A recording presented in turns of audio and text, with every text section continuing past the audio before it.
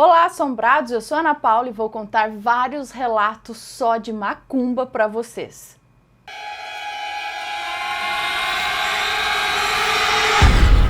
Histórias assombradas. Antes que alguém já comece a falar alguma coisa, nós sabemos que macumba, na verdade, é o nome de um instrumento musical de origem africana, tá? É um instrumento de percussão, ele é tipo um reco-reco. Tá? Então é um instrumento, mas ficou popularmente conhecido por esse nome de macumba os ebós, as oferendas religiosas, os trabalhos feitos, né, por religiões aí de matriz africana. Então, como popularmente esses trabalhos são conhecidos como macumba por muitas pessoas, então a gente está dando esse nome de macumba aqui, tá? Mas são trabalhos. E lembrando também, não é para denegrir nada, nem todos os trabalhos, essas oferendas são feitas com um intuito ruim, tá? É que existem pessoas e pessoas em todo tipo de religião, ok? Então que fique bem claro, esses casos que estou contando aqui são casos de pessoas que fizeram trabalhos para alguma coisa ruim, tá? Mas nem todos são assim. Macumba brava. A moça que nos conta esse relato tem 18 anos e isso aconteceu com o avô dela há mais de 40 anos atrás. E o avô dela faleceu antes mesmo dela nascer, então quem contou essa história para ela foi o pai dela. E pela história ser tão absurda, o pai dela lembra de cada detalhe. Então o pai dela conta que o pai dele sempre foi aquele tipo de homem osso duro de roer. Corajoso, nada o intimidava. E pelo fato dele ser um evangélico fervoroso, ele acreditava que tudo relacionado ao mundo sobrenatural era ladainha dos medrosos, ou simples tentações do demônio. Ela conta que o pai dela e o avô, né, eles moravam numa casinha numa cidade do interior de São Paulo. E o avô dela era apaixonado por pássaros. Então ele tinha várias espécies de pássaros, tudo espalhado lá pela casa dele. Certo dia, um vizinho que tinha ali perto, que eles até nem mantinham muito contato, por algum motivo foi até a casa do avô dela e ficou encantado com um casal de passarinhos que o avô dela cuidava com todo carinho ali na varanda da casa. E o tal vizinho, completamente fissurado naqueles passarinhos, insistia para que o avô dela desse um dos dois para ele. Mas o avô disse que não poderia dar o passarinho para ele, porque além dele ter um carinho muito especial com aqueles pássaros, era um casalzinho e ele não podia separar o casalzinho ali de passarinhos. E o vizinho, com tanta insistência, disse então que compraria o casal de passarinhos e perguntou quanto que era.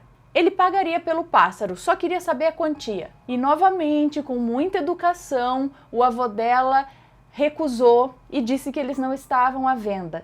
Porém, aquele homem estava determinado e não ia deixar isso para trás. O cara queria os passarinhos. E após muita insistência, o avô dela acabou cedendo e falou que ele poderia escolher um dos pássaros, já que ele queria tanto. O pai da moça que nos conta esse relato, então, disse que o homem foi direto no pássaro que parecia que estava com o pezinho quebrado, ou machucadinho ali, e saiu de lá feliz da vida com o passarinho.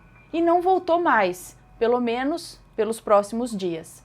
Passado algum tempo, o pai da moça que nos conta esse relato diz que esse homem voltou à casa deles e já foi dizendo que aquele passarinho tinha um problema na perna. E o avô dela, já sem paciência, falou que ele podia pegar o outro passarinho então também e deixar os dois juntos. Mas o homem disse que não, que ele queria só um pássaro, ele insistiu que ele queria um só. Ele queria trocar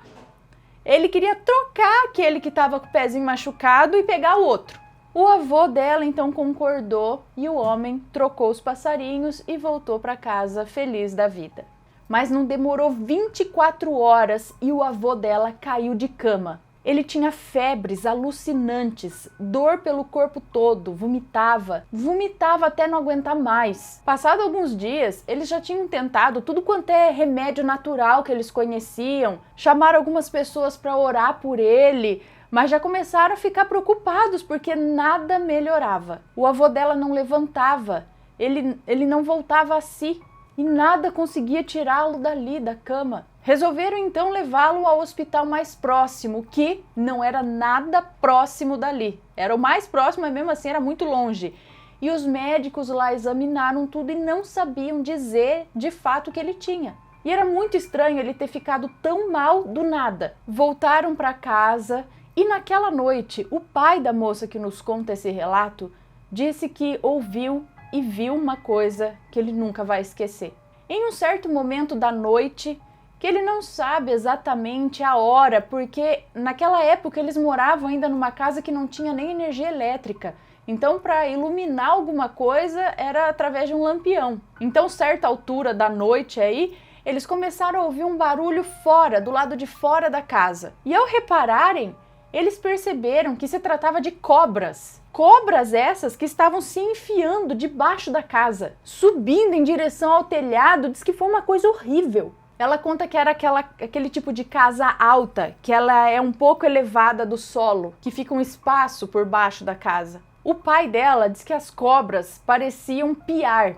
Elas soltavam uns barulhos altos e agressivos. E como se não bastasse o barulho, diga-se de passagem, um barulho aterrorizante, quando eles olharam pela janela, eles tiveram um vislumbre do que parecia ser ali um homem alto. E esse homem cantava para as cobras, chamando-as para ele. Era como se ele exercesse um certo poder, algum tipo de controle sobre o movimento das cobras. Após essa visão horrorosa, todo mundo da casa começou a rezar. Eles estavam apavorados, o avô dela parecia que estava ainda pior. E as cobras, o homem e o canto bizarro permaneceram ali até o amanhecer.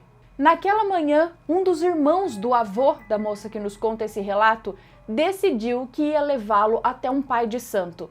Eles tinham que tentar.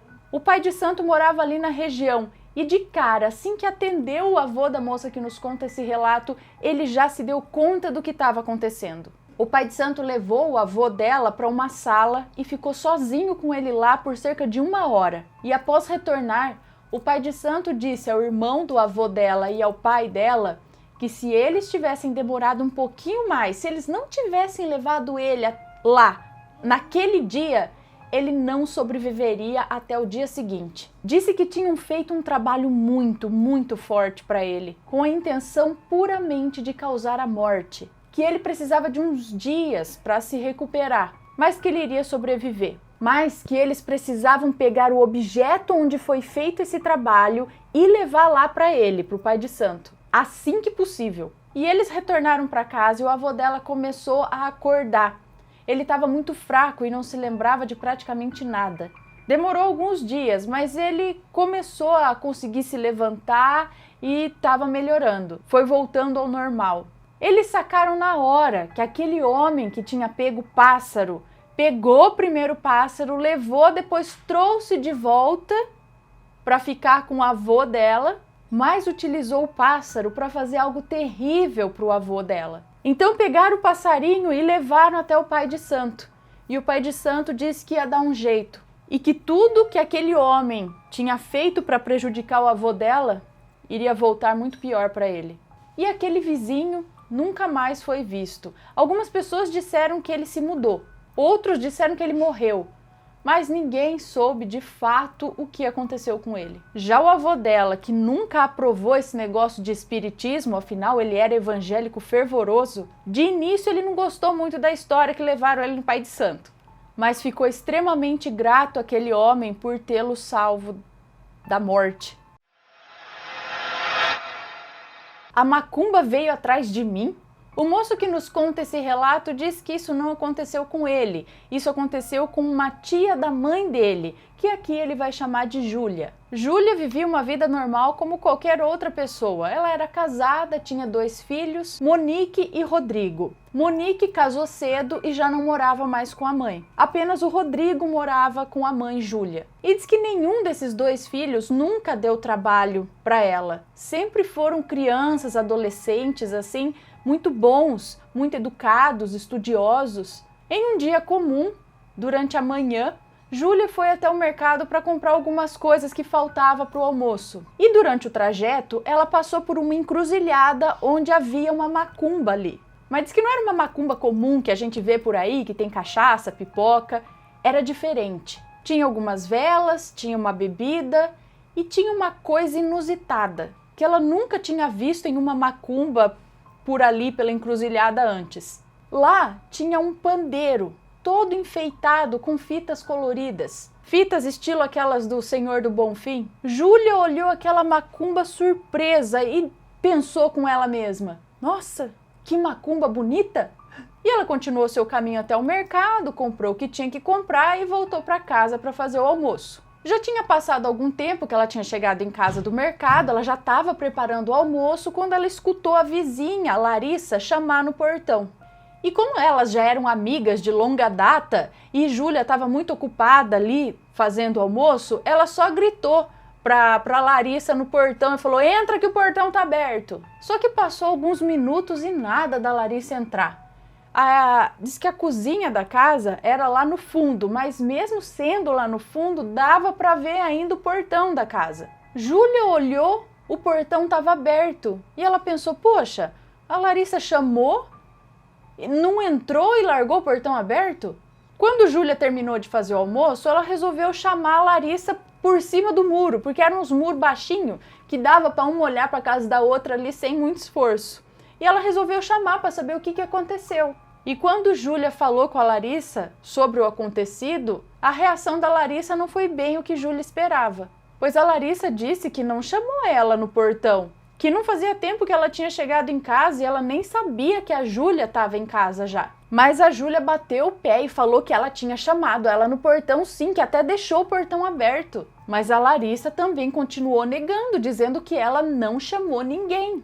Bom, passou alguns dias e ficou por isso mesmo. Passou mais ou menos 1 mês e meio desse ocorrido e nesse meio tempo a vida da Júlia virou de ponta cabeça. A Monique, a filha dela, que estava grávida, perdeu o bebê e se separou do marido e voltou a morar com a Júlia. O Rodrigo começou a usar drogas e roubar coisas de dentro de casa. O marido da Júlia perdeu o emprego e ficou doente de cama. E Júlia, sem saber o que fazer, foi desabafar com a vizinha Larissa. Depois de contar tudo o que estava acontecendo para a Larissa virou para a Júlia e disse: olha, eu sei que você não acredita muito nisso, mas vamos ao meu terreiro conversar com meu pai de santo para ver se podemos fazer algo para que tudo isso melhore. E Júlia aceitou a ajuda. No dia marcado, Júlia se arrumou e foi ao terreiro junto com a Larissa. E assim que chegaram e a Júlia entrou no terreiro, uma mulher virou no santo.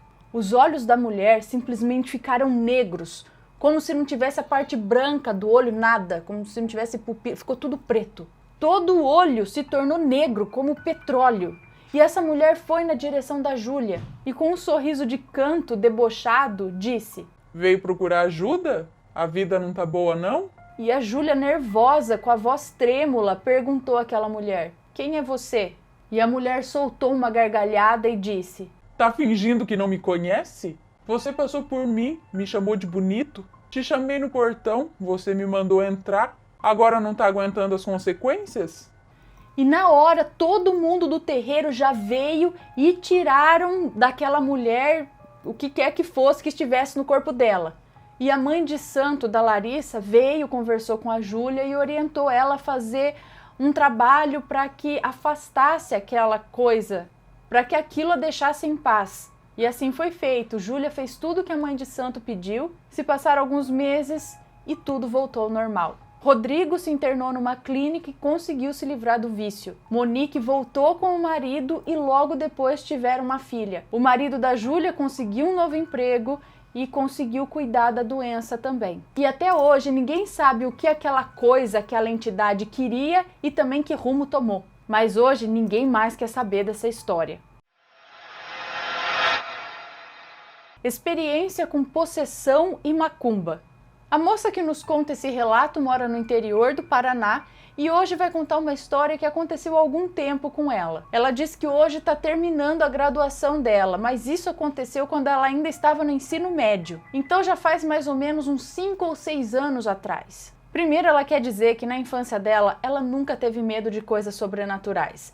Adorava ver filmes de terror, ouvir histórias assombradas. Mas diz que conforme ela foi ficando mais velha, ela foi ficando com mais medo dessas coisas. E ela acredita que é por conta das experiências que ela teve. Ela diz que se recorda de quando tinha uns 7 ou 8 anos de idade, que ela não dormia à noite. E quando ela estava mais velha, ela perguntou para a mãe dela por que ela não dormia. E segundo a mãe dela, fala que ela dizia que não conseguia dormir porque ouvia passos na casa, o que a deixava aterrorizada na época. E depois disso, o medo dela só cresceu.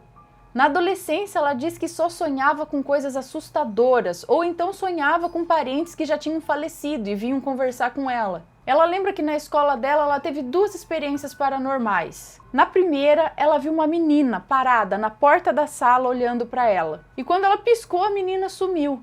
Na hora ela duvidou, achou que era coisa da cabeça dela. Na segunda vez, ela estava acompanhada e viu quando um vulto passou por ela e pela amiga dela. E aí ela não teve mais dúvidas do que ela via. Mas isso fica para um outro relato. Enfim, ela diz que sempre teve muito medo dessas coisas. Até que aconteceu o que ela vai contar agora. Estava ela na casa de um amigo, com outros amigos, escutando música, comendo pizza, conversando, todos se divertindo. E ela estava sentada no sofá com um amigo dela, o Pedro, que sempre foi muito próximo dela e sempre foi muito querido.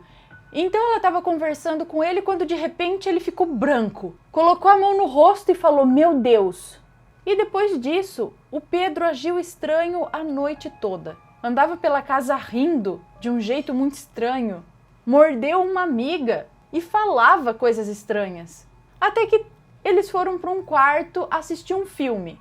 Estavam em 5 ou 6 pessoas no quarto. O Pedro estava sentado na cama com uma outra amiga dela e ela estava sentada no chão. E ele começou a olhar fixamente para o canto do quarto e falava: "Ele está ali, ele está ali". E repetia isso várias vezes. Todo mundo já começou a ficar com medo ali. E aí ela trocou de lugar com a amiga dela, que estava sentada do lado do Pedro, mas que estava morrendo de medo. Então ela saiu do chão, sentou na cama com ele e a menina veio pro chão. E então ele começou a apertar os olhos com o dedo e dizer que estava doendo muito. E ela conta que chegou a precisar segurar os braços dele para ele não apertar demais os olhos e se machucar. Então ele estava apertando para valer os olhos. E ele chorava e dizia: "Me deixa, por favor, tá doendo muito". Mas ela conta que ela não deixava, ela não soltava os braços dele, até que ele parou.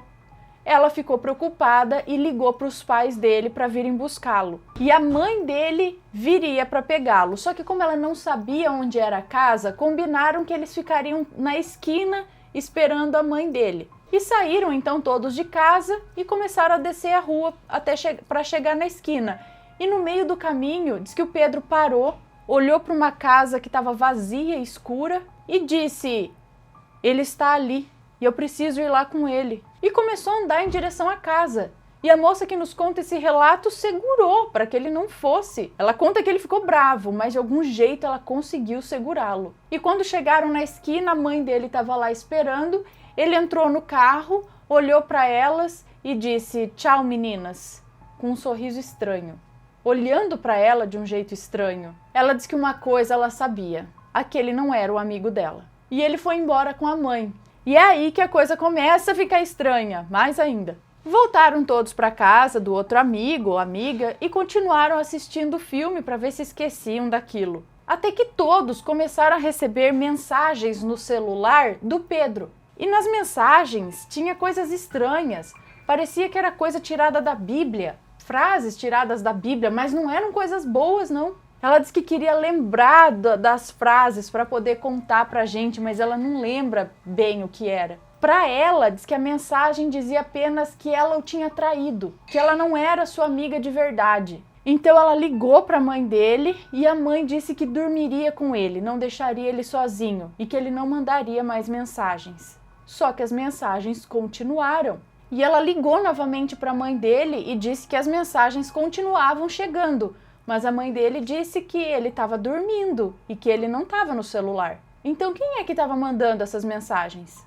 No outro dia, a mãe dele ligou para a moça que nos conta esse relato e pediu para que ela e mais outras 2 amigas que estavam junto lá quando as coisas aconteceram e que também eram próximas da família, para irem até lá.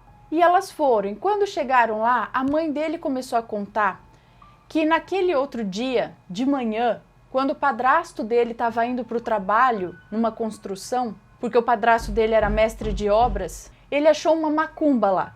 E aí elas foram até lá e viu que tinha uma macumba lá com umas velas pretas, meio queimadas já, as iniciais do nome do amigo dela, da mãe e do padrasto, junto com outras coisas queimadas ali também. E ela conversou com o amigo dela e ele disse que não se lembra de nada, ele só lembra de chegar na casa onde eles estavam para assistir o filme e depois de acordar na casa dele. E a mãe dele, inclusive, mostrou o celular dele para elas e não havia ali histórico algum de mensagem enviada do celular dele para o celular dos amigos. Até hoje ela diz que não sabe como ela teve força e coragem para segurar o amigo dela. Pois como ela disse anteriormente, ela tem muito medo dessas coisas. Também não sabe afirmar o que ou quem estava no corpo do Pedro. Ela só sabe de uma coisa, aquele não era o amigo dela. Hoje em dia, conversando com ele, ele ainda diz que não se lembra de nada, mas que ela foi um anjo enviado por Deus para tirá-lo daquela situação e não deixá-lo fazer nada de ruim. E ela diz que se ela foi um anjo aquela noite, ela não sabe, ela só fica pensando como que ela teve coragem para fazer tudo aquilo aquela noite. A Casa da Macumba. A moça que nos conta esse relato tem 39 anos, mas isso aconteceu com ela quando tinha 21 anos. Ela conta que a mãe dela tinha ido morar com a avó por conta de alguns problemas que tiveram na casa. Naquele dia, ela e a mãe foram visitar o avô dela, que não morava na mesma casa que a avó. E depois disso, por volta das 6 da tarde, elas retornaram para a casa da avó dela, que já estava fazendo a janta. Então elas chegaram e começaram a ajudar a avó na cozinha, e a avó contou que quando elas estavam fora, ela se sentiu observada. E então ela entrou no banheiro e viu lá uma mulher segurando uma flor. Viu uma moça com uma flor na mão, um sorriso maldoso, cabelos negros e um vestido vermelho escuro. A moça que nos conta esse relato diz que gelou da cabeça aos pés a hora que a avó contou isso. Mas ela falou ali que talvez fosse porque a avó dela bebeu muita cerveja, foi por isso que ela viu aquilo. Terminaram a janta, jantaram e foram dormir. E ela conta que ela foi a única a perceber naquele dia alguns símbolos que estavam no chão, na porta, na janela, nas paredes, etc. Ela diz que não levou a sério. Ela imaginou que os antigos donos tinham um filho pequeno que talvez rabiscou o quarto deles. E ela conta que em um sábado à tarde, a avó e a mãe dela foram para o mercado. E ela ficou sozinha na casa assistindo um programa de TV lá que ela não lembra qual era. Ela só lembra de um momento que ela sentiu uma vontade muito forte de subir para o quarto dela. E ela subiu e quando abriu a porta do quarto, ela conta que sentiu uma energia muito esquisita, ela se sentiu observada. Ela olhou para trás, não viu nada e se deitou na cama. Quando ela ouviu uma voz vindo do banheiro, era uma voz fraca e ao mesmo tempo estranha. E essa voz dizia: "Saia daqui agora, ou eu vou ter que ir aí e te obrigar à força." Ela conta que ignorou totalmente a voz, pegou um livro e começou a ler. E aí ela começou a ouvir um barulho que vinha de dentro do armário, onde ela pegou o livro, que batia na porta de dentro do armário. E a hora que ela virou para olhar para o armário, ela viu a mesma mulher que a avó dela tinha visto. Só que essa mulher estava de costas para ela e batendo a cabeça na porta do armário e dizendo: "Vim te obrigar, eu vim te obrigar." Ela, com tanto medo, pulou a janela do lado da cama e saiu correndo como nunca. Acabou encontrando a mãe e a avó dela na rua.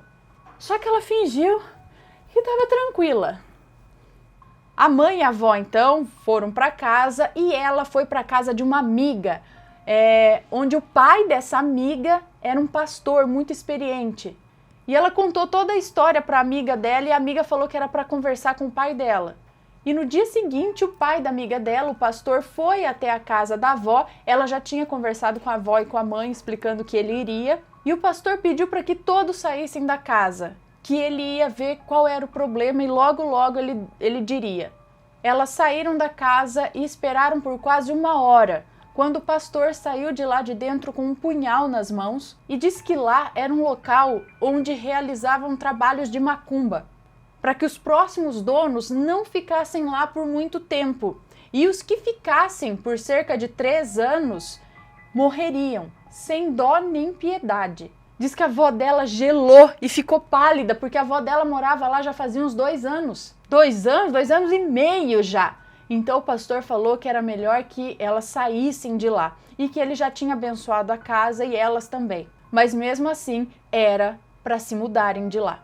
A moça que nos conta esse relato diz que não entendeu muito bem, mas elas se mudaram de lá. Foram para uma outra cidade. E antes de continuar, só quero falar para vocês que essas camisetas brancas aqui, ó, já chegaram, elas não estão mais em pré-venda, elas estão à venda mesmo, porque já chegaram todas aqui na loja. Ó, eu já tô com a minha aqui, vai lá na loja Assombrado, o link tá na descrição e garante a sua, o preço é ótimo. Macumba na pescaria. O moço que nos conta esse relato é de Aracaju, Sergipe. E ele conta que esse relato aconteceu em 2017. Era sábado e ele estava em casa fazendo o que sempre fazia quando ficava em casa, que é jogar no notebook. E o tio dele chegou na casa dele por volta das 8 da noite, chamando o pai dele para passar a noite pescando na praia. E ele conta que não tinha muita coisa para fazer e estava a fim de fazer alguma coisa diferente. E como quase nunca ele ia pescar, ele pediu para ir junto.